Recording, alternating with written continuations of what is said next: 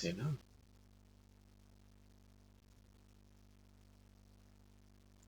মেরাজুল ইসলাম ভাই আছেন, নাইমা সালিম,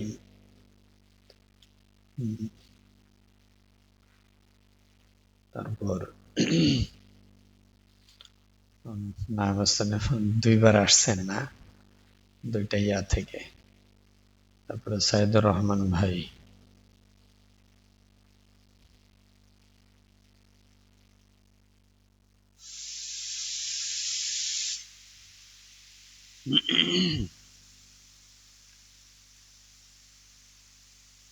আমরা আস্তে আস্তে শুরু করি।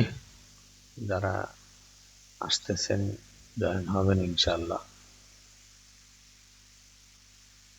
আমরা গতকালকে যে বিষয়গুলো শুনছিলাম সংক্ষিপ্ত করা যায়। প্রথমে মাথা ব্যথার বিষয় নিয়ে সংক্ষিপ্ত আকারে শুনছি।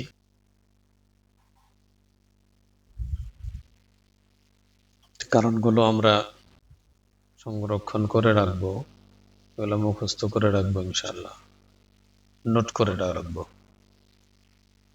তারপরে আমাদের আন্ডারওয়েট নিয়ে হিজামার যে পরের ধাপ, কম ওজন।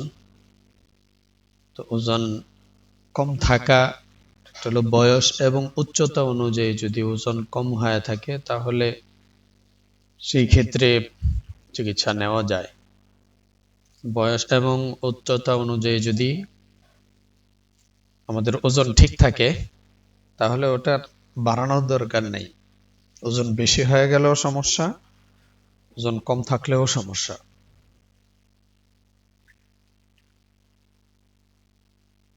তো আমরা আন্ডারওয়েটের বিষয় নিয়ে আমরা আলোচনা গতকালকে কিছুটা শুনেছি। আজকে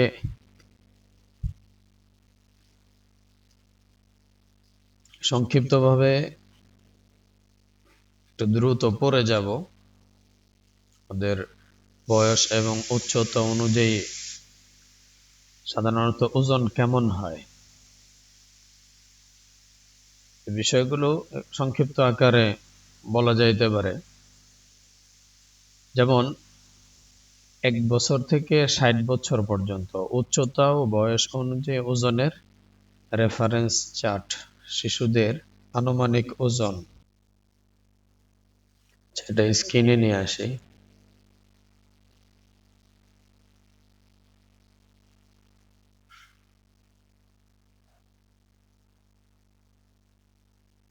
আশা করি দেখা যাচ্ছে। আওয়াজ ঠিক মতো যাইতেছে? জি আলহামদুলিল্লাহ আসতেছে। জি, স্ক্রিন দেখা যাচ্ছে না? জি দেখা যাচ্ছে। ওজনের চার্ট, যেমন শিশুদের ক্ষেত্রে আনুমানিক ওজন 1 বছর থেকে 10 বছর পর্যন্ত। 1 বছর বয়সী যে শিশু হয় ওই শিশুর আনুমানিক ওজন 8 থেকে 11 কেজি পর্যন্ত হয় ছেলেদের ক্ষেত্রে, আর মেয়েদের ক্ষেত্রে 7.5 থেকে 10.5 পর্যন্ত এর মধ্যে ওজন থাকে। এরপরে 2 বছর বয়সী 10 থেকে 14 কেজি ছেলেদের ক্ষেত্রে, মেয়েদের ক্ষেত্রে 9.5 থেকে 13.5 পর্যন্ত হয়ে থাকে। 3 বছর বয়সী 12 থেকে 16 কেজি ছেলেদের ক্ষেত্রে, মেয়েদের ক্ষেত্রে 11 থেকে 16 কেজি। 4 বছর বয়সী 13 থেকে 19 কেজি, আর মেয়েদের ক্ষেত্রে 12 থেকে 18 কেজি। 5 বছর বয়সী যারা 15 থেকে 21 কেজি হয় সাধারণত ছেলেদের ক্ষেত্রে, আর 14 থেকে 21 কেজি হয় মেয়েদের ক্ষেত্রে। 6 বছর বয়সী 17 থেকে 24 কেজি হয় আর ছেলেরা, মেয়েদের ক্ষেত্রে 16 থেকে 24 কেজি। 7 বছর বয়সী যারা তাদের ক্ষেত্রে 19 থেকে 27 কেজি ছেলেদের ক্ষেত্রে, মেয়েদের ক্ষেত্রে 18 থেকে 28 কেজি। 8 বছর বয়সী ছেলে মেয়েদের বয়স অনুযায়ী ওজন হবে ছেলেদের ক্ষেত্রে 21 থেকে 31, মেয়েদের ক্ষেত্রে 20 থেকে 32। 9 বছর বয়সী ছেলেদের ক্ষেত্রে 23 থেকে 35, আর মেয়েদের ক্ষেত্রে 22 থেকে 36। 10 বছর বয়সী ছেলেদের ক্ষেত্রে 25 থেকে 40, আর মেয়েদের ক্ষেত্রে 24 থেকে 42। তারপর কিশোরীদের বয়স, কিশোরীদের আনুমানিক ওজন মোটামুটি 11 থেকে 18 বছর পর্যন্ত। 11 থেকে 11 বছর বয়সী যারা, ছেলেদের আনুমানিক ওজন হয় 28 থেকে 44, মেয়েদের ওজন 27 থেকে 46। এটা স্বাস্থ্য হিসেবে হয়। 12 বছর যাদের 30 থেকে 50, আর মেয়েদের ক্ষেত্রে 30 থেকে 52। 13 বছর বয়সী ছেলেদের ক্ষেত্রে 34 থেকে 56 কেজি, মেয়েদের ক্ষেত্রে 33 থেকে 56 কেজি। 14 বছর বয়সী যারা, তাদের ছেলেদের ক্ষেত্রে আনুমানিক বয়স 38 থেকে 63 হয়, আর মেয়েদের ক্ষেত্রে 36 থেকে 61। 15 বছর বয়সী 42 থেকে 69, আর মেয়েদের ক্ষেত্রে 39 থেকে 65 কেজি পর্যন্ত। ছেলেদের ক্ষেত্রে 16 বছর বয়সী ছেলেদের ক্ষেত্রে 46 থেকে 74, মেয়েদের ক্ষেত্রে 42 থেকে 68। 17 বছর বয়সী যারা, তাদের ক্ষেত্রে 50 থেকে 78, মেয়েদের ক্ষেত্রে 44 থেকে 70। 18 বছর বয়সী যারা, 52 থেকে 82 কেজি, আর মেয়েদের ক্ষেত্রে 45 থেকে 72 কেজি। এরপরে প্রাপ্তবয়স্কদের উচ্চতা অনুযায়ী স্বাভাবিক বিএমআই ভিত্তিক ওজন হয়। যদি উচ্চতা থাকে 4.10 সেন্টিমিটার, অর্থাৎ কি বলে এটারে, ফুট হয়, 4.10 ফুট যদি হয়, মানে 4 ফুট 10 ইঞ্চি, এই পরিমাণ যদি হয়, তাহলে 40 থেকে 54 কেজি ওজন থাকবে। যদি 5 ফিট হয় কেউ, তাহলে তার ওজন থাকবে 43 থেকে 58 কেজি। 5 ফিট 1 ইঞ্চি যদি হয়, তাহলে 44 থেকে 60 কেজি। 5 ফিট 2 ইঞ্চি হলে 46 থেকে 61 কেজি। 5 ফিট 3 ইঞ্চি হলে 47 থেকে 64 কেজি। 5 ফুট 4 ইঞ্চি হলে 49 থেকে 66 কেজি। 5 ফিট 5 ইঞ্চি হলে 50 থেকে 68 কেজি। 5 ফিট 6 ইঞ্চি হলে 52 থেকে 70 কেজি। 5 ফিট 7 হলে 54 থেকে 72 কেজি। 5 ফিট 8 ইঞ্চি হলে 55 থেকে 75 কেজি। 5 ফিট 8, 5 ফিট 9 ইঞ্চি হলে 57 থেকে 76 কেজি। 5 ফিট 10 ইঞ্চি হলে 59 থেকে 79 কেজি। 5 ফিট 11 ইঞ্চি যদি হয়, 60 থেকে 81 কেজি। তারপর 6 ফিট হলে 62 থেকে 83 কেজি। 6 ফিট 1 ইঞ্চি হলে 63 থেকে 85। 6 ফিট 2 হলে, আমাদের বাংলাদেশে এরকম উচ্চতা সম্পন্ন লোক খুব কম আছে। 6 থেকে 2 ইঞ্চি, মানে 6 ফিট 2 ইঞ্চি হলে 65 থেকে 88 কেজি। 6 ফিট 3 ইঞ্চি হলে 67 থেকে 91 কেজি। 6 ফিট 4 ইঞ্চি হলে মোটামুটি 69 থেকে 93 কেজি। এরপরে 19 থেকে 60 বছর বয়সী, মানে বয়সের ভূমিকা কেমন থাকে। 19 থেকে 60 বছর বয়সে একই উচ্চতার একজন ওজন পুরুষ ও নারীর বিএমআই এর সাধারণ স্বাভাবিক সীমা একই হলে, বাস্তবে পেশি, শরীরের গঠন ও কোমরের মাপের কারণে উপযুক্ত ওজন আলাদা হতে পারে। যাই হোক, যে এখানে যে আমরা প্রথম যেটা শুনছি, যেমন 4 ফিট 10 ইঞ্চির ক্ষেত্রে 40 হলো সর্বনিম্ন 40 থাকবে, আর 54 এটা হলো সর্বোচ্চ। এর মধ্যে থাকলে স্বাস্থ্য ঠিক আছে, স্বাস্থ্য মিডিয়াম। যদি 40 থেকে নিচে চলে আসে, তাহলে আন্ডারওয়েট ধরা হবে। আর যদি 54 থেকে উপরে চলে যায়, এটা ওভারওয়েট ধরা হবে। তো এই হিসাবে আমরা স্বাস্থ্যকে, আমি যে পরিমাণ আমার উচ্চতা, আমার ওই হিসাবে আমার যে ওজন থাকা উচিত, এর মধ্যে রাখার চেষ্টা করব। তাহলে আশা করি সুস্থ থাকা যায়। ওজন বেশি হলেও মানুষ অসুস্থ হয়ে পড়ে, ওজন কম থাকাটাও অসুস্থ হওয়ার আলামত। তো যাই হোক, আমরা এখন যে অংশে আসছি, এটা দেখা যাচ্ছে জি দেখা যাচ্ছে। আলহামদুলিল্লাহ, তাহলে আর আমাদের স্ক্রিন শেয়ার এরিয়াটা চেঞ্জ করতে হবে না। মিউট হয়ে যাই। তো আন্ডারওয়েট সম্পর্কে গতকালকে মোটামুটি শেষের দিকে কিছু আলোচনা হয়েছিল। আমাদের কারোর যদি ওজন কম থাকে তাহলে সেই ক্ষেত্রে আমরা হিজামার যে পয়েন্টগুলা সেই পয়েন্টে আমরা হিজামা করতে পারি। তো আগেও বলে আসছিলাম হিজামা 4 ধরনের হয়। কাপিং থেরাপিটা 4 প্রকারের হয়। 1 নাম্বার মেসেজ কাপিং, দ্বিতীয় নাম্বার ড্রাই কাপিং, তৃতীয় নাম্বার ওয়েট কাপিং, চতুর্থ নাম্বার হলো ফায়ার কাপিং। তো মেসেজ কাপিং হলো কাপ আগে জেল অথবা তেল ইত্যাদি দিয়ে, আমাদের উস্তাদ যে বলছিলেন অলিভ অয়েলটাই ব্যবহার করা সবচেয়ে ভালো। যদি সম্ভব হয় তাহলে অলিভ অয়েল ব্যবহার করব, আর না হয় আমাদের আল খেদমা ন্যাচারাল কেয়ার কোম্পানি থেকে যে পারফেক্ট না, এটা হলো আপনার ব্যথা বিনাশ, ওই তেলটা দেওয়া হয়। তো ওই তেল এখানে স্প্রে করে আমরা হেজামার প্রথম যেটা মেসেজ ক্যাপিং ওটা আমরা করতে পারি। তো মেসেজ ক্যাপিং এর জন্য আমাদের সাধারণ যে প্লাস্টিকের যে ওয়ান টাইম কাপ দেওয়া হয় ওই কাপগুলা ব্যবহার যদি না করতে পারি ওটা সবচাইতে ভালো। প্লাস্টিকের একেবারে শক্ত হয়, তো যার কারণে একটু ব্যথা পাওয়ার সম্ভাবনা থাকে। এই ক্ষেত্রে আমরা সিলিকনের যে কাপগুলো যদি সম্ভব হয় ওগুলো আমরা সংগ্রহ করব। সিলিকনের কাপ অফিসে আবেদন জানানো হয়েছিল, আসছে কিনা এখনো জানানো হয় নাই। যদি আসে তাহলে ওগুলো আমরা সংগ্রহ করতে পারি। সিলিকনের কাপ দিয়ে মেসেজ কাপিংটা খুব সুন্দর হয়। আরেকটা হলো কাচের যেই ইয়া আছে, ওটা তো ফায়ার কাপিং ছাড়া সম্ভব না। মেসেজ কাপিং এর জন্য সিলিকনের কাপটাই সবচাইতে ভালো, ওটা আমরা ব্যবহার করতে পারি, ওটা সংগ্রহ করতে পারি।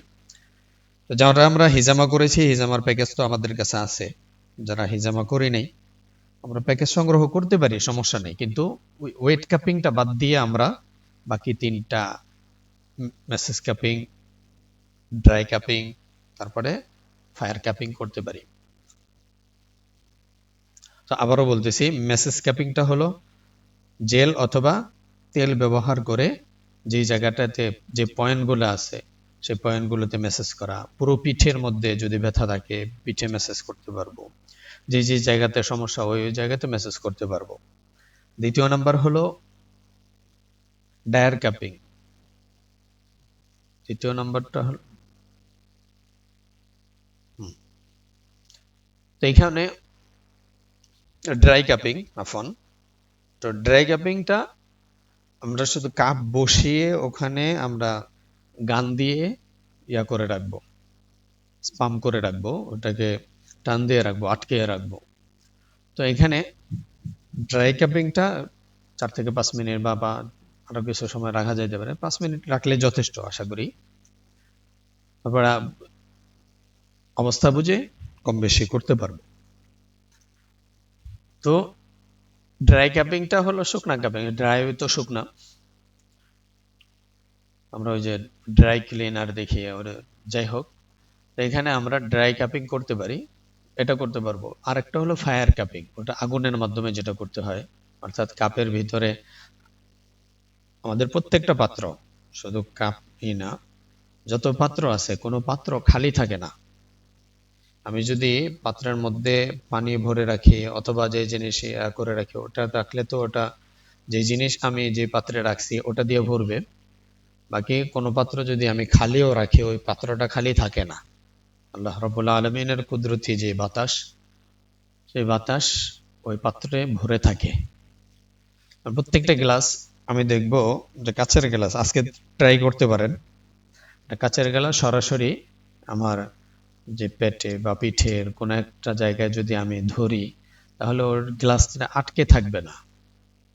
কিন্তু ওখানে অল্প সময়ের জন্য 1 সেকেন্ড 2 সেকেন্ড বা 3 সেকেন্ড এই পরিমাণ সময় যদি আমি আগুন ওখানে দিই, আগুন ওখানে দেওয়ার পরে যদি আমি পিঠে লাগিয়ে দেই তাহলে আমার চামড়াটা ভিতর দিকে টেনে নিয়ে আসবে এবং গ্লাসটা লেগে থাকবে। এই যে আগুনের হিট দিয়ে তারপরে গ্লাস শরীরে সেট করা বা কাপগুলো শরীরে সেট করা, এটাকে ফায়ার কাপিং বলে। তো এটা আমরা টেস্ট করতে পারি। এই কয়েকটা মানে যারা ট্রেনিং করি নাই তারা এই 3টা করতে পারবো, সমস্যা নেই। কিন্তু ওয়েট কাপিং এর দিকে ট্রেনিং ছাড়া আমরা কেউ যাব না। গতকাল কেউ বলা হয়েছিল, যাই হোক আজকেও রিপিট করা হলো। তো আন্ডার ওয়েট যাদের সমস্যা, মানে ওজন খুব কম, তাদের ক্ষেত্রে আমরা 3টা পয়েন্টে হিজামা করতে পারবো। এক হলো সুন্নাহ পয়েন্ট, নম্বর হলো সুন্নাহ পয়েন্ট। সুন্নাহ পয়েন্ট এই দুইটা, সুন্নাহ পয়েন্টে আমরা হিজামা করব। আর এই পাশের যেই চিত্রটা এখানে আমরা দেখি 121 এই যে এখানে 121-এ আমরা হিজামার কাপ বসাইতে পারি। এখানে 2 ধাপে করতে হবে, যেহেতু আমরা হিজামা করতে গেলে সবচাইতে সুন্দর সিস্টেম হলো রোগীকে শুয়াইয়া তারপরে হিজামা করা। এখানে যদি আমরা সুন্নাহ পয়েন্টে বসাইতে যাই তাহলে রোগীকে অবশ্যই উপর করে শোয়াইতে হবে। তো ওই হিসাবে আমরা প্রথম ধাপেই 121 নাম্বার যে পয়েন্টটা, এখানে কাপ বসাইতে পারবো না। তো 2 ধাপে বসাইতে হবে। প্রথমে সুন্নাহ পয়েন্টে আমরা হিজামা সম্পন্ন করব, এরপরে আমরা 121 যে পয়েন্ট, এই পয়েন্টে আমরা হিজামা দিব। তো যাই হোক, এখানে আমরা 3টা পয়েন্ট পাইলাম। এক নাম্বার হলো আমাদের সুন্নাহ পয়েন্ট 155, আরেক হলো 121টা হলো আমাদের যে বুকের খাঁচা, এটার একটু নিচে, যেখানে মাঝে মাঝে যে আমাদের বুকের নিচে, খাঁচার নিচে ব্যথা হয়, ভিতর দিকে হাত দিলে একটা হাড্ডির মতো মনে হয় যে নিচের দিকে চলে আসছে। তো এই যে এটার একটু নিচে এখানে আমরা পাকস্থলী বরাবর, তো ওই জায়গাটাতে আমরা করতে পারি, 121 নাম্বার পয়েন্টে হিজামা বসাইতে পারি।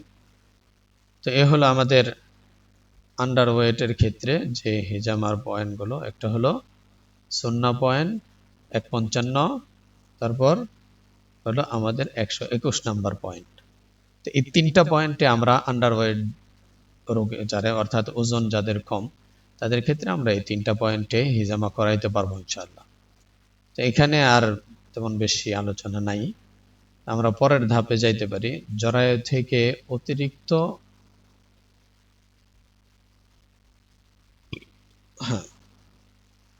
জরায়ু থেকে অতিরিক্ত রক্তস্রাব যদি আসে, তাহলে তো এই ক্ষেত্রে আমরা কি করতে পারবো, 155-তে আমরা কাপ বসাইতে পারবো এবং ব্রেস্টের নিচে ড্রাই কাপিং করতে পারি।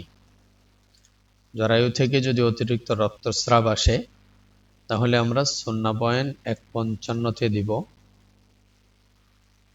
বিষয়টা দেখি, 155-তে আমরা করব।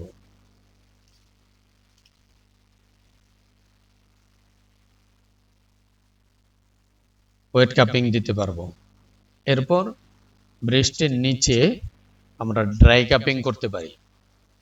এখানে আমাদের হবে না, ওয়েট কাপিং দেওয়া যাবে না, ড্রাই কাপিং করতে পারবো। এখানে পয়েন্টগুলো 155 সুন্নাহ, এটা সুন্নাহ পয়েন্ট এটাই। এরপরে আমরা ড্রাই কাপিং যেটা করবো ওটা ব্রেস্টের নিচে করব। এই পর্যন্ত মোটামুটি, এখানে আলোচনার বাড়ানোর দরকার নেই, দরকার মনে করতেছি না। তারপরে দেখি একটু আমাদের ভার্চুয়াল উস্তাদ যিনি আছেন ওনাকে একটু সলভ করে।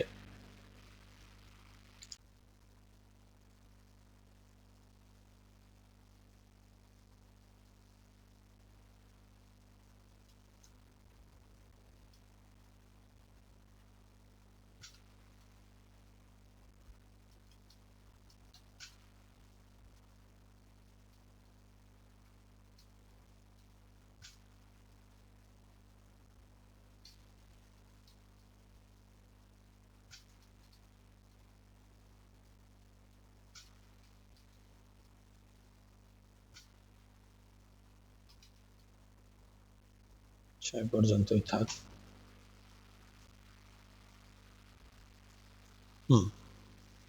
এখানে কারণগুলো যতটুকু এখান থেকে আসছে আমরা একটু ধারণা নেই। জরায়ু থেকে অতিরিক্ত রক্তপাত হওয়ার অনেকগুলো কারণ থাকতে পারে। একে সাধারণভাবে অস্বাভাবিক জরায়ু রক্তপাত বলা হয়। তো সাধারণ কারণগুলো হরমোনের ভারসাম্যহীনতার কারণে হয়, বিশেষ করে ডিম্বস্ফোটন অনিয়মিত হলে, মানে ডিম্বাণু যে আসে সেটা যদি অনিয়মিত হয়, সেটা নির্দিষ্ট সময় আছে, তো হরমোনের ভারসাম্যহীনতার কারণে যদি এই ঝামেলাটা হয় তাহলে জরায়ু থেকে রক্তপাত বেশি হতে পারে। জরায়ু, ফাইব্রয়েড অথবা পলিপ এগুলো থাকলে মাসিক বেশি ও দীর্ঘ হতে পারে। তো ফাইব্রয়েড কি জিনিস, পলিপ কি জিনিস, এটা একটু দেখি আমরা।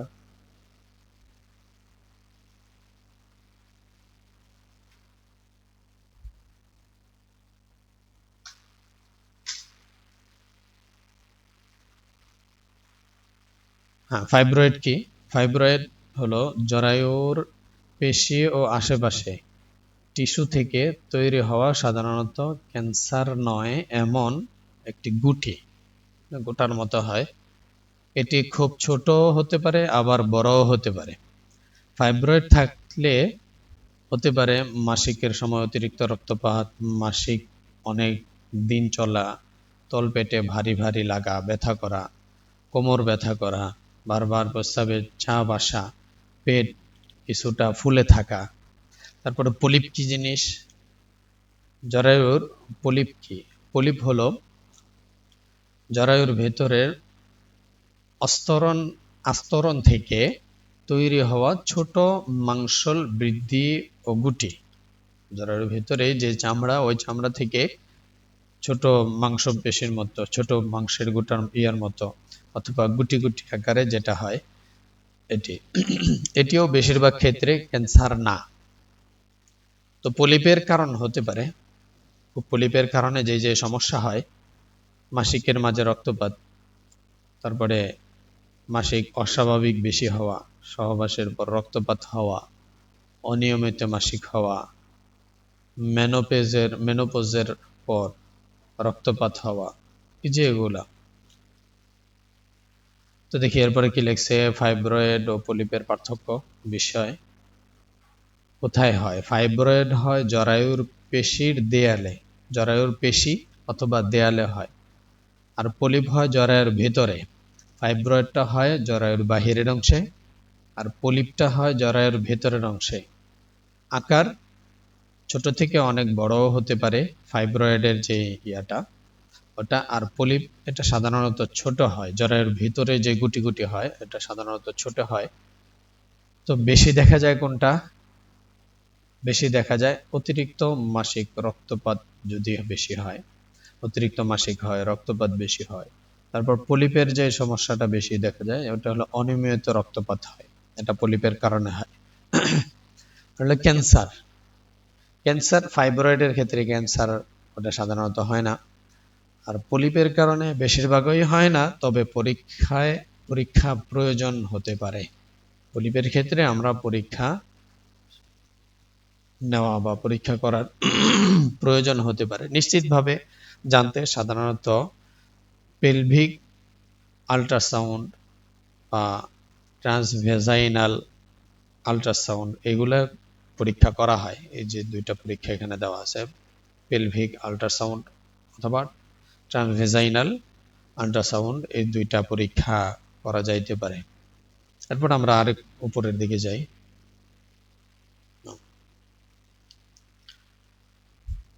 তো অতিরিক্ত রক্তপাত কেন কেন হয়? এর মধ্যে এক নম্বর হলো হরমোনের ভারসাম্যহীনতা, জরায়ুতে ফাইব্রয়েডের বিষয়টা আমরা জানলাম, পলিপ কি জিনিস সেটাও আমরা জানলাম।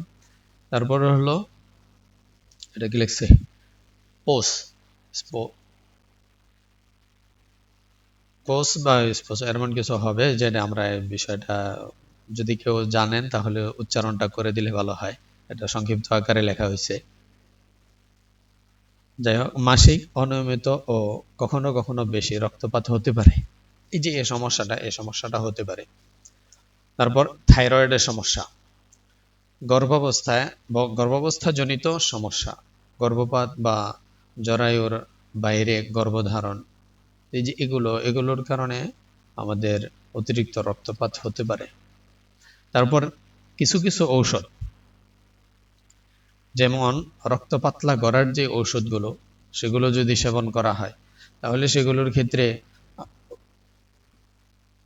আমার অতিরিক্ত রক্তপাত হতে পারে।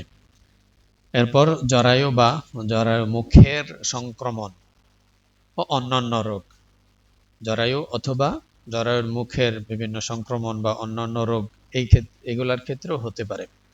তারপর বয়স বেশি হলে জরায়ুর আস্তরণের অস্বাভাবিক পরিবর্তন বা ক্যান্সারও এটার কারণ হতে পারে। তাই দীর্ঘদিন অস্বাভাবিক রক্তপাত যদি হয় কারো, তাহলে সেই ক্ষেত্রে দ্রুত চিকিৎসা নেওয়া, অবহেলা না করা। এই ক্ষেত্রে আমাদের দ্রুত যদি হাসপাতালে যাইতে হয়, তাহলে সেই ক্ষেত্রে কোন কোন আলামত দেখলে বা কি অবস্থা দেখলে আমরা যাইতে পারি? যদি প্রতি ঘন্টায় একটি বা তার বেশি পেট পুরো ভিজে যায়, যদি প্রতি ঘন্টায় একটি বা তার বেশি পেট ভিজে যায় এবং এটি কয়েক ঘন্টা ধরে চলতে থাকে, অথবা মাথা ঘোরা, অজ্ঞানের মতো লাগা, প্রচণ্ড দুর্বলতা, শ্বাসকষ্ট হওয়া, তীব্র পেট ব্যথা থাকে, তাহলে জরুরি চিকিৎসা নিতে হবে। তো মা বোনদের যদি এমন হয়, তাহলে তাদেরকে আমরা জরুরি চিকিৎসার দিকে নিয়ে যাব। আর যদি গর্ভধারণের সম্ভাবনা থাকে এবং রক্তপাত হচ্ছে, তাহলে দ্রুত চিকিৎসকের পরামর্শ অবশ্যই নিতে হবে, এটা জরুরি। হ্যাঁ, এরপরে আপনি চাইলে আমাকে বয়স, কতদিন ধরে রক্তপাত হচ্ছে, দিনে আনুমানিক কতটি পেট লাগে, রক্তের সঙ্গে বড় জমাট ক্লাউড যায় কিনা এবং গর্ভধারণের সম্ভাবনা আছে কিনা, এই সমস্যাগুলো বললে আমরা আরো কিছু দিক নির্দেশনা এখানে পাবো। তো যাই হোক, এখানে আমরা যারা বিষয়টা দেখতেছি, আমরা আমাদের এই যে এখানে ভার্চুয়াল যে ওস্তাদ আছে, ওনার থেকে আমরা বিষয়গুলো মাঝে মাঝে খুঁটিনাটি বিষয়গুলো জিজ্ঞাসা করে নিব।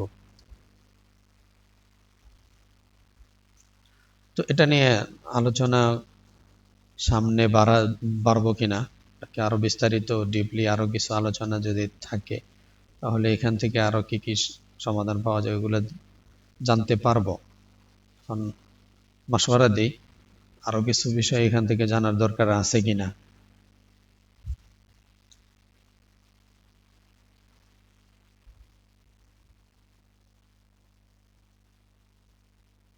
সবাই আছেন না ঘুমায় গেছেন?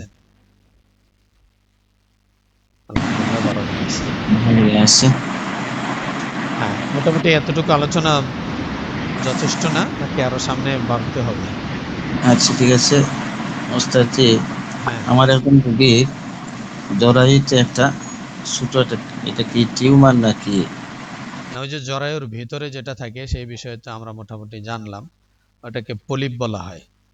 যদি ছোট পলিপ? হয় তাহলে পলিপ, আর যদি বড় হয়ে থাকে তাহলে ডাক্তারের কাছে একটু শরণাপন্ন হতে বলবেন। আল্ট্রাসাউন্ড যে আল্ট্রাসাউন্ড করলে আসলে বের হয়ে আসার সম্ভাবনা আছে। এই যে দুই ধরনের আল্ট্রাসাউন্ডের কথা বলা হয়েছে এখানে, দেখি। আচ্ছা, এটা একটা হলো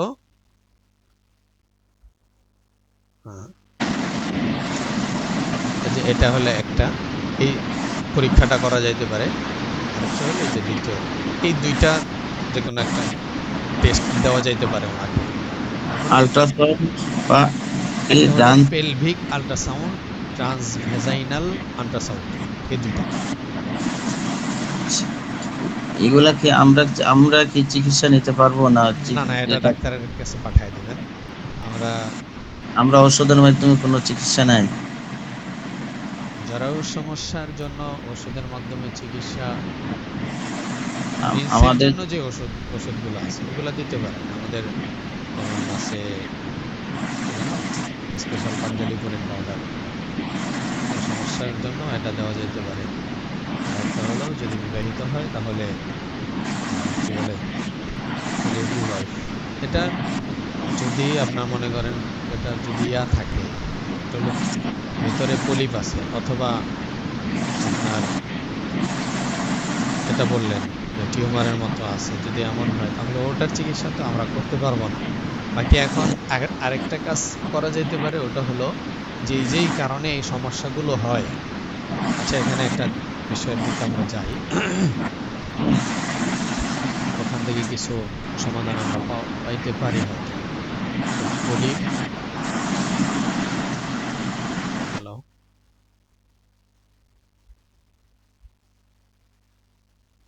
হ্যাঁ, এটা আমরা কপি করে নিয়ে আসি।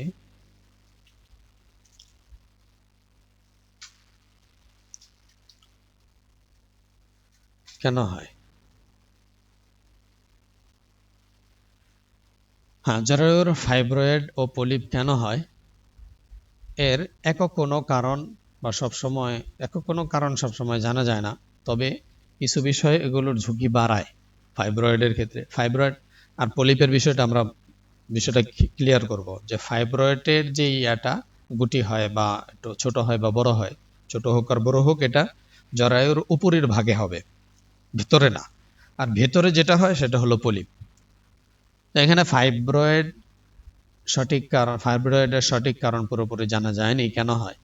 তবে ইস্ট্রোজেন ও প্রজেস্টেরনের মতো হরমোন, তারপরে জেনেটিক, পারিবারিক প্রবণতা এবং কিছু অন্যান্য জৈবিক কারণ এতে ভূমিকা রাখে।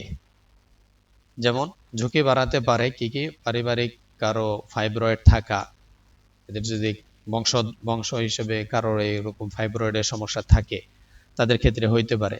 তো প্রজনন বয়স থাকা অর্থাৎ সন্তান জন্মদানের বয়স থাকা, এই সময়ের মধ্যে ফাইব্রয়েড হইতে পারে। অতিরিক্ত ওজন, স্থূলতা, বেশি মোটা তাজা হয়ে যাওয়া, বেশি ওজন হওয়া, এটার কারণেও ফাইব্রয়েডের সমস্যা হইতে পারে। কিছু ক্ষেত্রে উচ্চ রক্তচাপ, এটার কারণে ফাইব্রয়েডের সমস্যা হয়, হরমোনের প্রভাবের কারণে হয়। জরায়ুর পলিপ কেন হয়? পলিপ হলো জরায়ুর ভেতরের আস্তরণ অতিরিক্ত বেড়ে তৈরি হওয়া বৃদ্ধি। এর সঠিক কারণও সম্ভবত সব সময় জানা যায় না। ইস্ট্রোজেন হরমোনের প্রভাবের কারণে এতে গুরুত্বপূর্ণ ভূমিকা রাখতে পারে। ইস্ট্রোজেন যে হরমোন, ওই হরমোন সমস্যা যদি থাকে তাহলে এই ক্ষেত্রে পলিপের সমস্যা হতে পারে। আরেকটা বিষয় এখানে আমরা যাই না রাখি, অনেক সময় আমরা সেফটির জন্য সেফটি প্যাক ব্যবহার করি, যেমন যেটাকে আমরা কি বলি, ওই কন্ডম বলি। এটা আমরা ব্যবহার করব না। এটার কারণে অনেক সময় জরায়ুর ভেতরে টিউমার হয়। এটার উপরিভাগে আমরা যারা ব্যবহার অনেকে করে নেয়, যদি এটা নিয়ে গবেষণা করতে চান তাহলে ওখানে একটা নিয়ে আসতে পারেন। উপরিভাগে অনেক থাকে, ওখানে উপরে আমাদের কেমিক্যাল জাতীয় কিছু থাকে। হ্যাঁ, এজন্য আমরা ওগুলো ব্যবহার করব না এবং রোগীদেরকে ওগুলো ব্যবহার করতে নিষেধ করব। আল্লাহ তাআলা আমাদেরকে যেভাবে সৃষ্টি করেছেন এটার মধ্যেই রোগ নিরাপত্তা আছে। কিন্তু যে বললাম, মানুষ যেগুলা বানায়, মানব তৈরি যে জিনিসগুলা, এগুলাতে আমাদের স্বাস্থ্যজনিত ঝুঁকি থাকে। খোদা প্রদত্ত যেগুলো, এগুলোর মধ্যে সাধারণত ঝুঁকি থাকে না। তো ওই যে আরেকটা বিষয় যেটা বললাম, যে সাধারণত টিউমার হয় এই সমস্ত কারণে, ওগুলো ব্যবহার না করা। ওটার উপরিভাগে যে ইয়াগুলা থাকে, পিচ্ছিল জাতীয় আবরণ থাকে, ওটা আমাদের স্বাস্থ্যের জন্য ক্ষতি। তো এই বিষয়টা খেয়াল রাখবো। তারপরে এখানে যে কয়েকটা কারণ বলা হয়েছে, মা বোনদের যদি বেশি স্বাস্থ্য হয়ে যায়, সেই স্বাস্থ্যটাও ওই পলিপ বাড়ার কারণ হইতে পারে। কিছু হরমোনাল ঔষধ, তারপরে আরেকবার পড়ি, ঝুঁকি বাড়াতে পারে কোন কোন কারণে। বয়স বাড়ার সঙ্গে সঙ্গে, বিশেষ করে 40 থেকে 50 বছরের দিকে এই সমস্যাগুলো হতে পারে।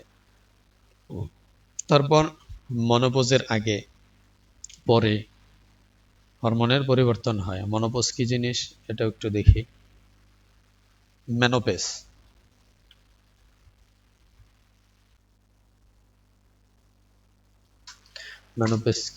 মেনোপেজ কি?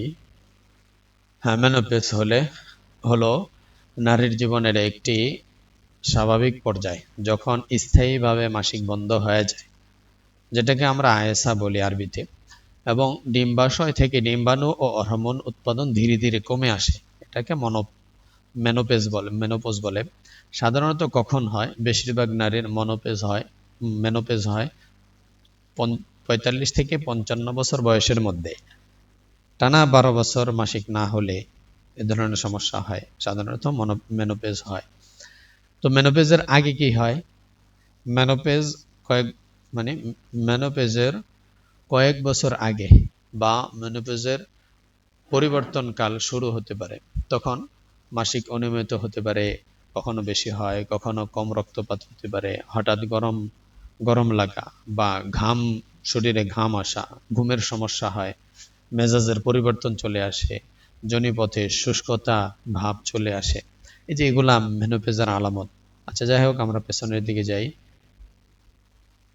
হ্যাঁ, এই যে পলিপের যে বিষয়টা, মেনোপেজের আগে বা পরে হরমোনের পরিবর্তন, অতিরিক্ত ওজন, কিছু হরমোনাল ঔষধ, উচ্চ রক্তচাপ সহ কিছু শারীরিক অবস্থার কারণে আমাদের এই যে পলিপের ঝুঁকি বাড়ায়। গুরুত্বপূর্ণ কথা, ফাইব্রয়েড বা পলিপ হওয়া মানেই ক্যান্সার নয়, এই বিষয়টা আমরা খেয়াল রাখব। এতে আমাদের ঘাবড়ানো যাবে না। বেশিরভাগই ফাইব্রয়েড ও জরায়ুর পলিপ ক্যান্সারবিহীন হয়। তবে অস্বাভাবিক বা অতিরিক্ত রক্তপাত থাকলে কারণটা পরীক্ষা করা জরুরি। ক্ষেত্রে আমরা পরীক্ষা দিকে যাব। এখানে কি কি পরীক্ষা করলে বোঝা যাবে ফাইব্রয়েড পলিপ নাকি অন্য কোনো কারণে রক্তপাত হচ্ছে, বিষয়টা একটু দেখি। অবশ্যই জরায়ু থেকে অতিরিক্ত রক্তপাত হলে একসঙ্গে সব পরীক্ষা সবার জন্য প্রয়োজন হয় না। সাধারণত ধাপে ধাপে কারণ খোঁজা হয়। যেমন প্রথম ধাপ, প্রথমে চিকিৎসকের মূল্যায়ন।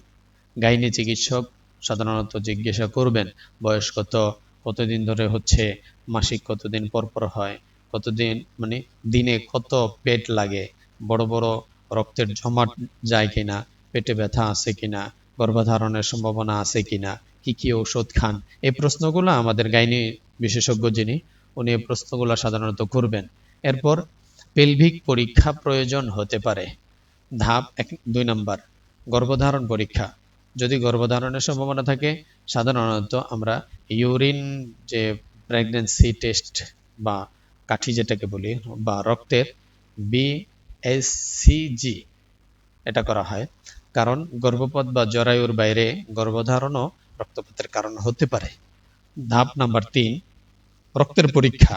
সাধারণত সিবিসি কমপ্লিট ব্লাড কাউন্ট করা হয়, সিবিসি করা হয়। এতে বোঝা যায় রক্ত স্বল্পতা, অ্যানিমিয়া হয়েছে কিনা, হিমোগ্লোবিন কত, রক্তের অন্যান্য গুরুত্বপূর্ণ তথ্য।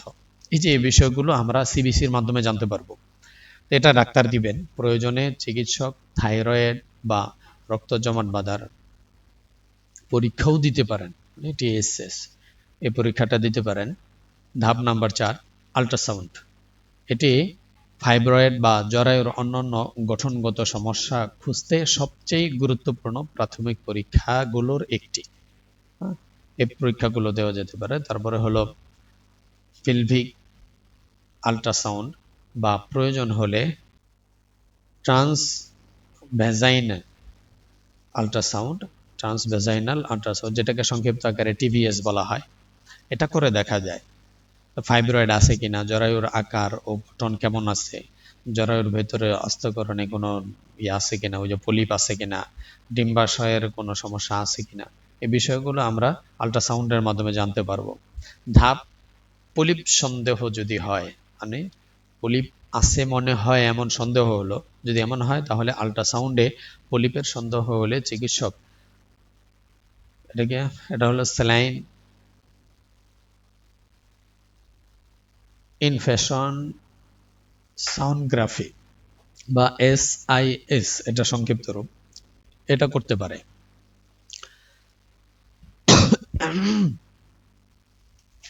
তারপরে হলো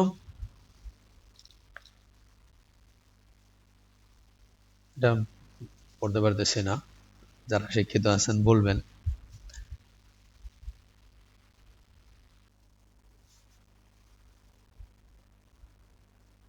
যাই হোক, এটা ইংলিশটা বুঝে নিন। এটাতে সরু ক্যামেরা দিয়ে জরায়ুর ভেতরে সরাসরি দেখা হয়। পলিপ থাকলে অনেক সময় এই প্রক্রিয়ায় সেটি অপসারণ করা হয়। মানে ওই যে আমাদের যে এখন হার্টে যে রিং বসায়, ওটার যে সিস্টেমটা মোটামুটি সম্ভবত এই সিস্টেমে, রক রক দিয়ে না। যাই হোক, ধাপ নাম্বার 6, প্রয়োজন যদি হয় তাহলে এন্ডোমেট্রিয়াল বায়োপসি করা যাইতে পারে।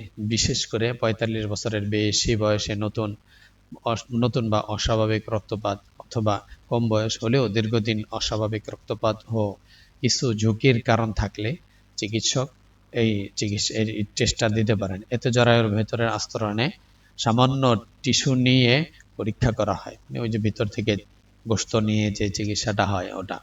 এতে বোঝা যায় অতিরিক্ত হরমোনের কারণে পরিবর্তন হয়েছে কিনা, অস্বাভাবিক কোষ আছে কিনা, ক্যান্সার বা ক্যান্সারের আগের যে পরিবর্তন, এই যে বিষয়গুলো, এগুলো আসছে কিনা। তো আমরা আমাদের মা বোনদের যদি এই সমস্যাগুলো হয়, তাহলে আমরা অবশ্যই ডাক্তারের পরামর্শ নেব। এই ক্ষেত্রে আমরা নিজেরা ঝুঁকি নিব না। মারাত্মক রোগী, বেশি বয়স্ক রোগী, এদের ঝুঁকি আমরা নেব না। কারণ আমাদের চিকিৎসা শাস্ত্রের যে সার্টিফিকেট, ওটা আমাদের নাই। আমাদের শুধু সার্টিফিকেট আছে, যেটা আমরা করে আসছি, অফিস থেকে পেয়েছি। সেটা হলো ইউনানি আমাদের পলিপাসের যে সার্টিফিকেট এবং হিজামার যে, এই দুইটার ক্ষেত্রে আমাদের সার্টিফিকেট আছে। বাকি অতিরিক্ত অন্য সার্টিফিকেট নাই। তো এই বিষয়গুলো খেয়াল রেখে আমরা মারাত্মক রোগী ধরব না। যদি মারাত্মক রোগী আসে, আমরা গাইনি, যদি মা বোনদের হয় তাহলে গাইনি ডাক্তার দেখানোর জন্য মাসওয়ারা দিব, পরামর্শ দিব। আর যদি ওই যে যেটা বললাম, যদি মিস জাতীয় সমস্যা থাকে, তাহলে আমরা স্পেশাল পাঞ্জালি কুরিন পাউডারটা দিতে পারি।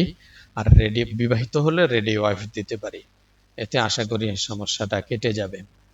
আর যদি পেশাবে ইনফেকশন বা এমন কিছু সম্ভাবনা থাকে, আমাদের পুরুষদেরও যদি পেশাবে ইনফেকশন থাকে, তাহলে আমরা কি করব? তাহলে এই ক্ষেত্রে আমরা আমাদের যে সিরাপ বুজুরি দিতে পারি পেশাবের ইনফেকশন থাকলে। আরেকটা হলো স্পেশাল মেহনাজ বটিকা। এই দুইটা আমরা যদি পেশাবে ইনফেকশন থাকে, তাহলে সেই ক্ষেত্রে দিতে পারি। তো আজকে এই পর্যন্ত, আর সামনে না বাড়ার খেয়াল করতেছি। এই কারোর কোনো জিজ্ঞাসা থাকলে খুব দ্রুত অল্প সময়ের মধ্যে আমরা প্রশ্ন করতে পারি। তাইলে আমার মনে হয় আমার যে রুগী, ওনাকে উপস্থিত আমাদের যে এই যে প্রিয় যে ওষুধটা আছে না, মহিলাদের যে এই ওষুধটা আপাতত উপস্থিত বলে দেখেন কয়েকদিন খাইয়া কি হয়। হ্যাঁ, হ্যাঁ, এটা দিতে পারেন। পাশাপাশি স্পেশাল পাঞ্জালি কুরিন দেওয়ার ক্ষেত্রে যে একটা রাতে ব্যায়াম আছে, ওটা আমরা দিব অবশ্যই। রাতে ব্যায়াম বলতে ওটা সকালে আর রাতে দিতে হয়। তো আপনার লবণ দিয়ে কুসুম গরম পানি দিয়ে এই ইয়াটা করতে হয়, মানে জায়গাটা ভালোভাবে পরিষ্কার করে রাখবে। আরেকটা হলো আমাদের উস্তাদ যে আছেন কিনা এখানে প্রশ্ন হলো, আমাদের উস্তাদের কাছে একটা ইয়া আছে, কি বলে, নেপকিন জাতীয়। ব্যস্ত আছেন, আসতে পারেন নাই। কি আমাদের অ্যাডমিন স্যার? হ্যাঁ হ্যাঁ, মামুন ভাইয়ের কাছে। মা বোনদের ওই যে ভীষণ মাসিক মিক্সের সময় ওটা ব্যবহার করলে খুব আরাম পাওয়া যাচ্ছে। যাদের এই সমস্যা, আমরা তাদেরকে বললাম স্পেশাল পাঞ্জাবি কুরিন পাউডারটা দিতে পারি। তো এটাতে আশা করা যায় সুস্থতার দিকে আসবে। আর যে আপনি যে রাতে যে কথাটা বললাম, রাতে ঘুমানোর পূর্বে এবং সকালে ঘুম থেকে উঠে রাতে ঘুমানোর পূর্বে, এটা আমাদের ওই যে খুচরা এবং পাইকারি মূল্যের যে চার্টটা আছে 2026 সালের, আগেরটাতেও আছে। ওটা হলো রাতে ঘুমানোর পূর্বে ও সকালে ঘুম থেকে উঠে লবণ দিয়ে কুসুম গরম পানি করে লজ্জাস্থানটা উত্তম রূপে ধৌত করবে। যতটুকু ভিতরে পরিষ্কার করা যায় ততটুকু করবে, এতে আরাম পাবে ইনশাআল্লাহ। স্পেশাল পাঞ্জাবি কুরিন পাউডারটা সাদা স্রাব, তারপরে অনিয়মিত মিন্স, এগুলো দূর করানোর খুব ভালো কাজ করে। এটা দিতে পারবো আহ, ইনশাআল্লাহ। মহিলাদের গোপন যত রোগ আছে এগুলো সমাধান হয় দেখছি। হ্যাঁ হ্যাঁ, এইটা নিয়ে। এটা দিতে পারবো।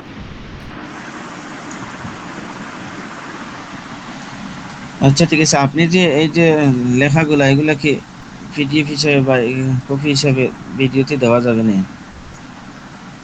ভিডিওতে এই লেখাগুলো আসে, বা কেউ, আমি তো গ্রুপে দিয়ে দেই প্রতিদিন। আচ্ছা, এগুলো চালিয়ে এই লেখাগুলো প্রতিদিন দিয়ে দেই। এই লেখাগুলো শুধু এই লেখাগুলো ইয়া করবেন না, এটা নিয়ে আরো ঘাটাঘাটি করবেন। একটা বিষয় নিয়ে আমরা যখন দীর্ঘ সময় নিয়ে একটু ঘাটাঘাটি করি, ওখান থেকে অনেক সময় অনেক তথ্য পাওয়া যায়। বাকি জি জি, প্রথমে অনেক কিছু বলছিলাম জানা যায়। যে আমাদের এই চ্যাট জিপিটি থেকে যেই ধারণাগুলো আসে, এগুলোর উপর 100তে 100 বিশ্বাস করা যাবে না। বাকি আমরা এখান থেকে অনেক ধারণা নিতে পারবো। ঠিক আছে জি ইনশাল্লাহ। জি। হ্যাঁ। আচ্ছা, আজকে কি আমাদের গ্রুপে আর কেউ নেই? আজকে আমাদের গ্রুপে টোটাল আছেন হলো কতজন, 12 জন, 11 জন আছেন। ওরা কি নতুন না পুরাতন? না, এখানে অ্যাডমিনরাও আছেন, যেমন এই যে নাইমুল ইসলাম ভাই অ্যাডমিন, তারপরে আমাদের এখানে আব্দুল আলী ভাই আছেন, ফারুক ভাই আছেন, তারপরে জাবির ভাই আছেন, মেরাজুল ইসলাম ভাই আছেন এখানে। তারপরে আর কারণ কথা শোনা যায় না, এই বলছি। না না, আছেন নুরুল ইসলাম ভাই আছেন, যিনি আমাদের হিজামা, আমাদের যে গ্রুপটার মধ্যে হিজামার ক্ষেত্রে অনেক খুব ওকে, আজকে অগ্রগণ্য, সমস্যা নেই। অগ্রগণ্য। উনি খুব পারদর্শী, ওনার অভিজ্ঞতা অনেক ভালো।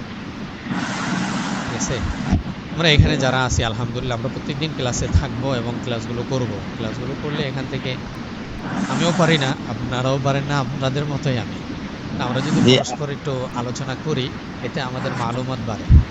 জি জি, জিনিসটা পরিষ্কার হয়, বোঝা যায়। আমি তো আমার একটা ভাতিজির বিবাহের কারণে আমি কয়েকদিন ক্লাসে ছিলাম না, হ্যাঁ হ্যাঁ, কিন্তু না থাকার কারণে অনেক কিছু তো আমার কাছ থেকে দেখাচ্ছে, দূরে রয়ে গেছে। এই যে ভিডিওগুলো তো দেওয়া হয়, ভিডিওগুলো আমরা দেখে নেব, আর লেখাগুলো ইনশাল্লাহ অবশ্যই পেয়ে যাবেন, সমস্যা নেই। আসসালামু আলাইকুম। ওয়ালাইকুম আসসালাম রহমতুল্লাহ। আসসালামু আলাইকুম হযরত, ভালো আছেন? জি আলহামদুলিল্লাহ, ফারুক ভাই কেমন আছেন? আলহামদুলিল্লাহ। হযরত, ক্লাসগুলো তো ভালোই লাগতেছে। আর একটা তথ্য হচ্ছে কি, ওই যে কি বলে, রোকেয়া সম্বন্ধে জি একটা রোগীর মাথার একটু সমস্যা, মানে আমার হয়ে পরিচিত কোনো হুজুরের সাথে বা হযরতের সাথে মিল নাই। যদি এভাবে একটা সৎ উপদেশ দেওয়ার মতো একজনের নাম্বারটা দিতেন, তাহলে আমি ওনার সাথে কথা বলে দিতাম। আপনার অ্যাডমিন কে? আমার অ্যাডমিন হচ্ছে মামুন ভাই? আব্দুল, আব্দুল না আব্দুল না, হালিম ভাই? ইয়া, হালিম ভাই, জি জি। হ্যাঁ, আব্দুল হালিম ভাইয়ের সাথে কথা বলবেন। আব্দুল হালিম ভাইয়ের সাথে কথা বললে আমাদের মামুন ভাইয়ের সাথে, মামুন ভাই থেকে সরাসরি মাসওয়ারা নিতে পারবেন। আচ্ছা আচ্ছা, ঠিক আছে ঠিক আছে ইনশাল্লাহ। হুজুর। আমরা প্রত্যেক ক্ষেত্রে যে সমস্যাটা হব, সেই সমস্যাটা জি আমরা জি। ফিল করব, ওই ক্ষেত্রে হ্যাঁ। আমরা অ্যাডমিনের শরণাপন্ন হব। অ্যাডমিন অবশ্যই একটা সমাধানের ব্যবস্থা করবে। আর মাথা ব্যথার ক্ষেত্রে আমরা যে ইয়াটা কি করতে পারি, সাধারণত আমি এক ভাইকে দিছিলাম, ওনার মাথা ব্যথা হয়েছিল প্রচন্ড, হঠাৎ করে। তারপরে ওনার ঘুমাইতে গেলে তখন ওই যে বুবা জেনে ধরে না, জি মানে জি জি জি। পুরা শরীর হ্যাং হয়ে যায়, নাড়তে হ্যাঁ পারে হ্যাঁ না, হ্যাঁ। এরকম প্রবলেম ছিল। তো ওনাকে বলছিলাম যে ভাই এই আমলটা কইরা দেখেন হয় কিনা। এটা আমলটা খুব ভালো, আমাদের প্রত্যেকেরই করা দরকার। যারা মুদাব্বির হয় ওনারা এই আমলটা করেন। এই আমলটা হলো কি আমার, গোসলের আমল। একটু মিউট হয়ে যায় তাহলে বলতে সুবিধা হয়। তো গোসলের আমল, গোসলের আমলটা কেমন? আমরা প্রথমে যে বালতিতে পানি দিয়ে আমরা গোসল করি, ওই হ্যাঁ হ্যাঁ। বালতিতে হাফ বালতি পরিমাণ পানি নিব। হাফ বালতি পরিমাণ পানি নেওয়ার পরে 7টা বড়ই পাতা, খুব ভালো দেখে, যে বড়ই পাতাগুলো কোনো পোকে খায় নাই, খুব ভালো ক্লিন বড়ই পাতা, 7টা বড়ই পাতা নেব। 7টা বড়ই পাতা নিয়ে ওইগুলা পেস্ট করব, মানে ওইগুলা বাইটা শিলপাটায় হোক অথবা ব্লেন্ডার করে হোক, ওটাকে একেবারে ইয়া করে ফেলবো, পেস্ট করে ফেলবো। তারপরে ওই যে যে অর্ধেক বালতি পানি নিছি, ওই পানিতে ওই বড়ি পাতার যে ইয়াটা, পেস্টটা, ওটা মিশ্রণ মিশিয়ে ফেলবো।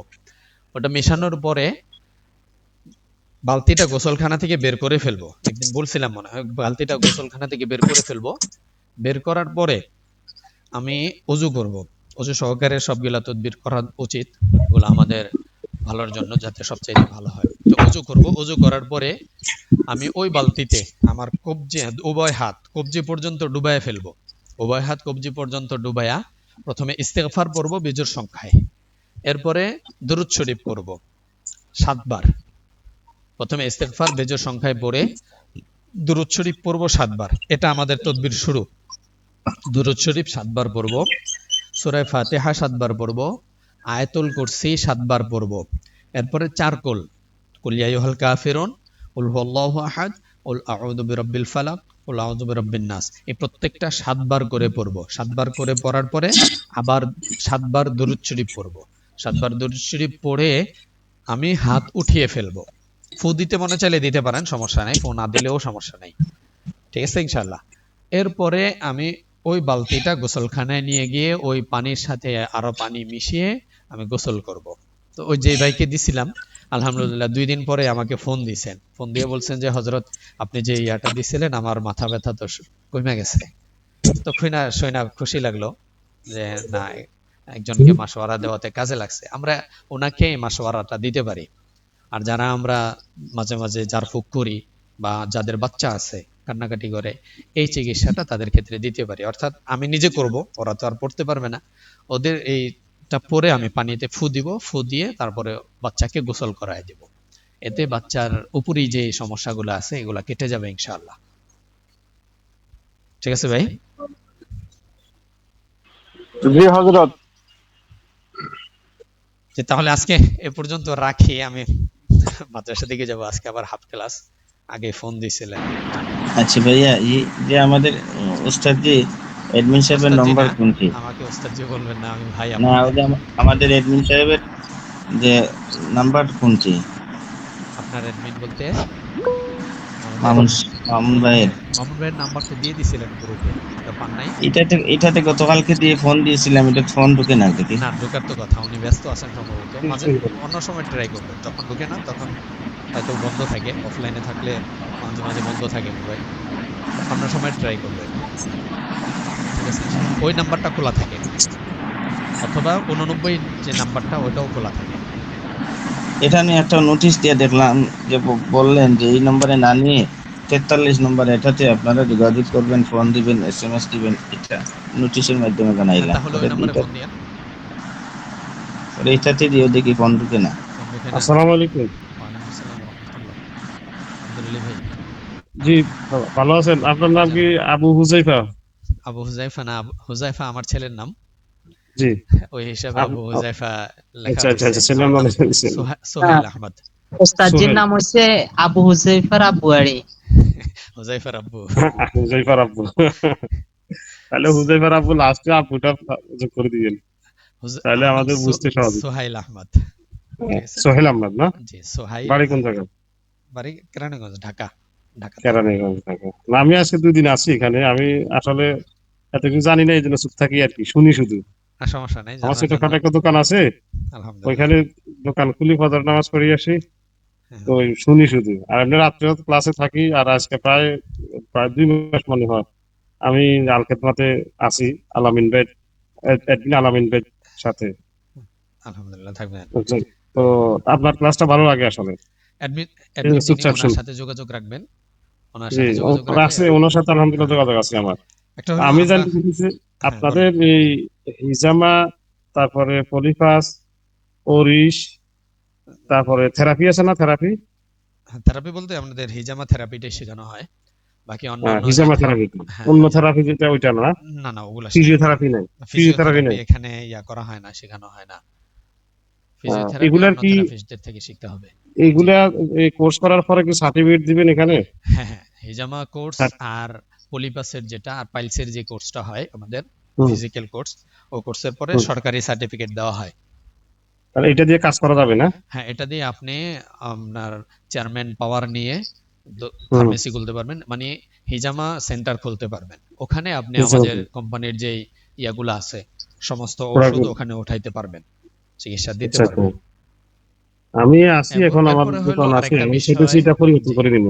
যে আরেকটা বিষয় হলো, জি। যদি আপনি ফার্মেসি দেন তাহলে আমাদের কোম্পানি থেকে আপনার জন্য যা যা লাগে আপনার সাপোর্ট হিসেবে সবকিছুর জি। ব্যবস্থা করে দিবে। ইনশাআল্লাহ। ধন্যবাদ। ওইটাই। না আমার তো দোকানটা আসলে গ্রামে, আমার বাড়ির পাশেই। জি জি। তো এখানে কিন্তু মানে বিজনেসের জায়গা। হ্যাঁ গ্রামটা সচরাচর এখানে অনেক লোক থাকে। হ্যাঁ এখানে আমি যে দোকান আছি, একই রোডের মধ্যে 5টা দোকান আছে। এই কনফেকশনের দোকান বা চা হ্যাঁ পানি বিস্কুট সব কিছু বিক্রি হয়। হ্যাঁ। আমি এসে প্রায় 2 বছর হয়েছে এখানে দোকান দিয়েছি। তো এখানে এখন দোকান আরো বাড়ি যাওয়াতে ব্যবসা বাণিজ্য কমে গেছে। তো আমি আবার মালসায় করছি। আমি আবার মসজিদেও আছি। মাশাআল্লাহ। তো আপনার দোকানটা সবকিছু কিসের? মিলে আমার দোকানটা ভ্যারাইটি দোকান আর কি। ও, গ্রামের যে গ্রাম্য দোকান যেটা এই ওইটা আর করতে কি। পারেন, এই যে এটা উঠাইতে পারেন, এটাতে আলহামদুলিল্লাহ তো স্বাবলম্বী আমি হতে চাইতেছি পারবেন। সাইটটা চেঞ্জ করে দিতে, কারণ আমার এইখানে এই ব্যবসা করতে গেলে আমার নামাজের ক্ষতি হয়। আচ্ছা আচ্ছা। আমার এক ভাই বুঝছেন? আমার আমার সাথে আছেন যিনি মোশাররফ ভাই। হুম, তো মোশাররফ ভাই উনি নিজে ডাক্তার, ফার্মেসি নিয়ে কাজ করতেছেন। হুম, তো উনি আমার থেকে ওষুধ নেন, মাসোয়ারা নেন, হুম, সবকিছুই করতেছেন আলহামদুলিল্লাহ। উনি যে চিকিৎসাগুলো দিতেছেন আমাদের আল খেদমা থেকে, হুম। সবগুলোর রেজাল্ট ভালো।